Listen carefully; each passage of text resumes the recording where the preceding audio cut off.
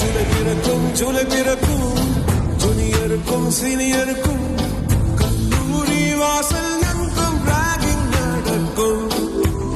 Students மனமோ நந்தவனமே, ரோஜா இருக்கும் முள்ளும் இருக்கும்.